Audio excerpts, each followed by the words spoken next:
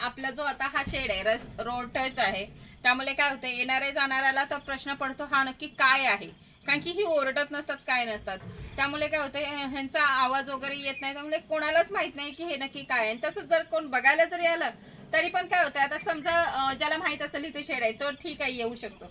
आता काल एक जण आलेले बघतायत की शेड हाय पण प्राणी आहेत की नाही त्यांना माहितच नाही, कारण की ओरडलीच नाही ना। विचार करा पायऱ्यांवरून चढताना त्यांनी काय केलं माहिती काय, त्या ग्रिलच्या खालनं तिथं वाकून बघितलं वरती, जेव्हा त्या जनावरांचे आपले प्राण्यांचे प्राय दिसले ना त्यावेळेला म्हणतात की खरंच प्राणी आहेत म्हणून, म्हणजे एवढा इथं शांतता आहे, कारण की आपली मेंढरं खाल्ली की शांत निवांत बसतो, आणि आपण जो मुरघास घालतोय त्यांना त्यांचा पोट भरतोय, रवत करायला आपण त्यांना टाइम देत आहोत, त्याचा खूप चांगला रिझल्ट आहे। म्हणून सांगते की प्रत्येकाने मुरघास हा असणं गरजेचं आहे। मग तुमचा मेगा स्वीटचा असला तरी चालतंय आणि मक्याचा तर सगळ्यात उत्तम आहे। त्यामुळे दोन्ही जे आपले मेगा स्वीट आणि मक्का आहे त्या दोघांचा रिझल्ट खूप चांगला आहे। तर एका दादाने आज विचारलेलं होतं, म्हणजे मेसेज केलेलं की हे आपली जी मेगा स्वीटचा जो मुरघास आहे त्याचा रिझल्ट काय, तर त्याची माहिती मी तुम्हाला सर्व सांगते।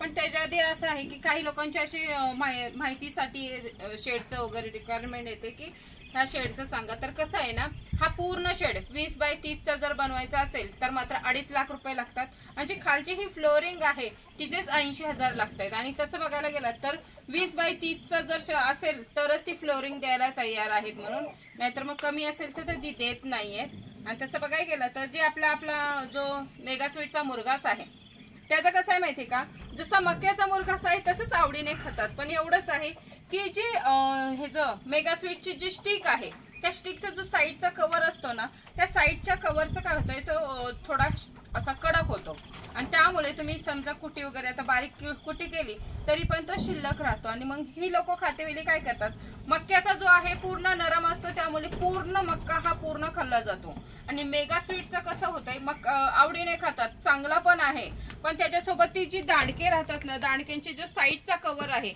तो मात्र शिल्लक राहतो, आणि त्याचा जो चारा पडलेला असतो तो चारा ती लोक खात नाहीत, कारण की तो कडक असल्यामुळे मेंढरंही खात नसतात। नाहीतर त्याचे पण दाण्यांचा आपल्याला खूप उपयोग येतो, म्हणजे ह्याला मुरघासात वगैरे प्रोटीन वगैरे मेगा स्वीटचा आणि मक्याचा पण। फक्त खाण्यामध्ये असं आहे की मक्याचा जो मुरघास आहे तो पूर्णपणे संपवला जातो आणि मेगा स्वीटचा थोडाफार शिल्लकच ठेवतात।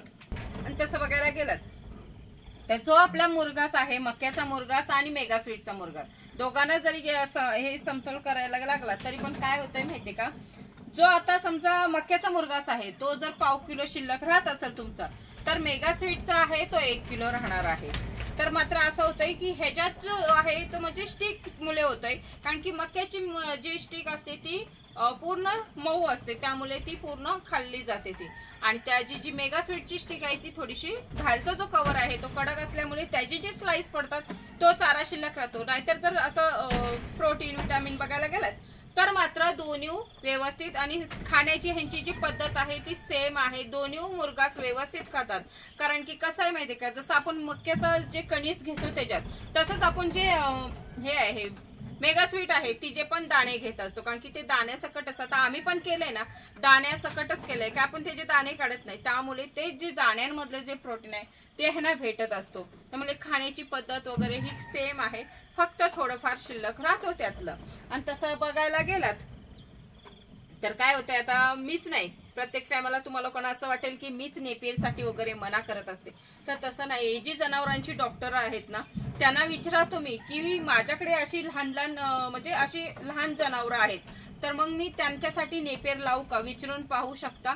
डॉक्टर सुद्धा हेच सांगतात की नेपियर लावू नका म्हणून, कारण की ठीक आहे आपल्या जनावरं जशी मोठी आहेत, गुरं वगैरे आहेत, आपली गाई वगैरे त्यांच्यासाठी ओके आहे, कारण की आपला तेवढा अभ्यास नाही त्याच्यात, पण मात्र ही जी लहान आहे जसं शेळ्या असू दे किंवा मेंढ्या असू दे, ही जी लहान जनावरं आहेत ना त्यांच्यासाठी मात्र तो चारा योग्य नाहीये। त्यामुळे असं कोणाला वाटायला नको, काही लोक अशी पण म्हणतील की तुमच्याकडे नेपियर नाही म्हणून तुम्ही असं सांगताय, तर माझ्याकडे सुद्धा नेपियर होता, 2 एकरचा नेपियर होता, आणि नेपियर मध्ये मी अनेक व्हेरायटी लावायची पण चालू होतं। पण एवढंच आहे की ज्या वेळेला आपल्याला रिझल्ट माहित पडला, मी बियाणं सुद्धा दुसऱ्यांना दिलेलं आहे, फुकटवारी दिलेलं आहे बियाणं, 1 रुपयाला जी कांडी होती ते 1 रुपया सुद्धा घेतलं नाही, न्या म्हणली, कारण की त्याचे थोंब भरपूर वाढत होते, त्यामुळे न्या म्हणले अशीच बियाणं न्या, काही फरक पडत नाहीये. आजूबाजूवाल्यांना पण सांगत होती तुमच्याकडे जनावर आहेत न्या, पण नंतर जसं माहित पडायला लागलं त्यावेळेला मात्र एक गोष्ट नक्कीच सांगत होती आवर्जून, की जी लहान जनावर आहेत जसे आता आपली मेंढरं शेळ्या आहेत ह्यांच्यासाठी हा नेपेर लावू नका. जर मोठी असतील जनावर तर तुम्ही घेऊन लावू शकता. आणि तसं बघायला गेलं तर म्हणजे आपला मक्याचा मुरघास आणि जो मेगा स्वीटचा मुरघास आहे त्याच्यातलं तुम्हाला फायदा पण सांगते. जसं आपण दाणे त्याचे घेत असतो, आपण ह्याला खुराक घालतो त्यावेळेला काय होतंय त्या दाण्यांचेच घालतो. जसं मक्का वगैरे आहे, सोयाबीन वगैरे हे दाण्यांचंच घालतो आपण खुराक. पण मग तेच जर आपण मुरघास खाताना त्यात दाणे पडले तर तो खुराक झाला. आणि तशा मग जर मुरघास दिला, जसं आता मेगा स्वीटचा आम्ही केलेला आहे, मक्याचा केलेला आहे, कारण की ते दाणे सर्व आपण त्या मुरघासात टाकलेले आहेत, मग तो अर्धा त्यांचा खुराकच झालाय. मग असे जर तुम्ही मुरघास वगैरे घातला तर तुमचा जो वरचा खुराक आहे तो कमी प्रमाणात लागणार आहे. आता तसं बघायला गेलं तर आपण जर समजा दाणे काढून जर विकलेले वगैरे तर किती जाणार आहे, 18 रुपये समजा किलोनं जातील तुमचे दाणे. पण जर तेच त्या लोकांनी खुराक म्हणून आपल्याला दिलं तर मात्र 30-35 रुपये खुराक आहे. मग विचार करा ते खुराक महाग किती आपल्याला पडतो. मग त्याच्यापेक्षा मुरघास करतेवेळी काय करायचंय आपल्याला, जसे कणीस असू दे किंवा हे जे मेगा स्वीटचे कणीस असू दे, हे सर्व आपल्याला मुरघासात पडले पाहिजे, तोच मोठा खुराक झाला. आणि मग मात्र विकत आपल्याला जास्त खुराकाचा खर्च येत नसतो. आता हे बघू शकताय माझ्या जरा खाली नाटक चाललेले आहेत, उड्या मारतोय. हा रिझल्ट आपला मुरघासाचाच रिझल्ट आहे. कशा उड्या मारून मला दाखवतोय ते बघू शकताय. त्याच्यासोबत इकडे बघा काय चालू आहे, मुरघास खायची आमची प्रॅक्टिस चालू आहे.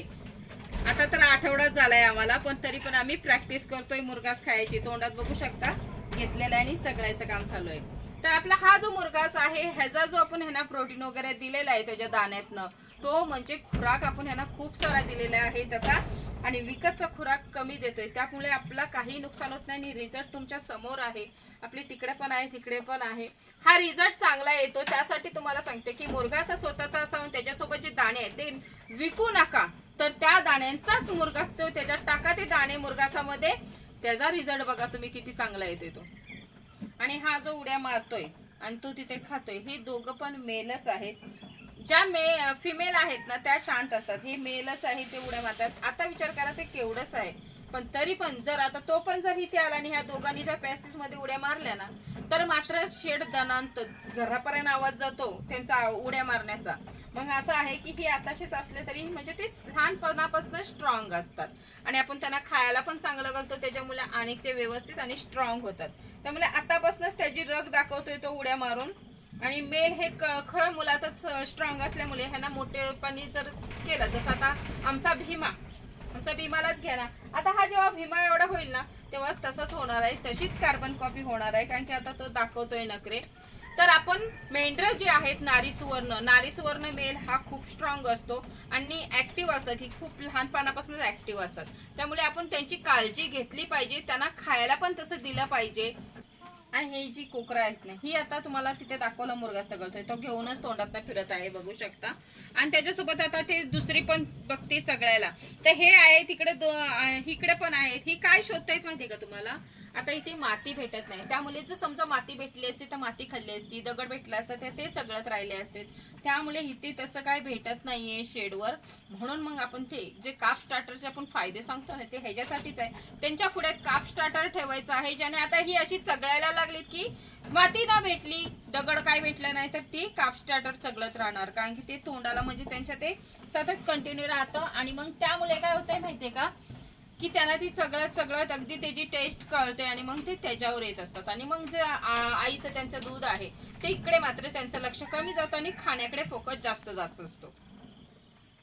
आणि आता जी आपली ही लहान कोकरं आहेत, आता आमचा शेड थोडा शांत झालाय, मेल नाहीये त्यामुळे आपले मेल गेलेले आहेत बाहेर फिरायला, येतील तेव्हा बघू. पण आता हे जे आपले मुरघासाचा जो रिझल्ट आहे, आपले हे जे मेल वगैरे आहेत ह्यांचा मात्र रिझल्ट खूप चांगला आला आणि खूप स्ट्रॉंग पण आहे. त्यामुळे आपण काय करायचंय, आता हे जे मेल आहेत ना नारी सुवर्णचे, तुम्ही कमीत कमी 4 ते 5 महिने सांभाळा, त्याच्यानंतर 5 महिन्याच्या नंतर तो तुम्हाला सांभाळणार आहे.